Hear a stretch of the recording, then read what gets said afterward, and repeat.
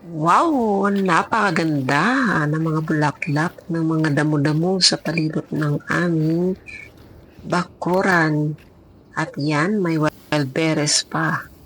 Binubuklat ko yan, tinitingnan ko talaga kung may mga bunga pa sa ilalim na marami. Kasi kakukuha lang namin ng isang araw. At ayan, napakasarap. Kumuha lang ako dyan ng mga 2 piraso. Tinikman ko lang ulit. Kasi pagka tag-ulan, medyo matabang ang mga prutas. Pansinin niyo po. At saka ayan, tingnan nyo, napakatamis pa rin sila kasi nga umaraw naman sila ng halos 4 na araw. Kumbaga parang ambon-ambon lang. Kaya napakasarap at saya sa palibot ng iyong bahay kapag mayroon talaga kayong mga tanim-tanim.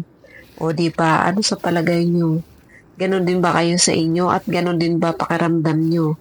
At speaking that, yang mga wild berries na yan at mga damo-damo or mga gulay-gulay or mga halaman sa palibot ng bahay namin ay kusang tumutubo na sila pagkatapos ng taglamig or tag-snow. Ngayon kasi going to summer na at ayan maaraw siya pero umuulan pa din.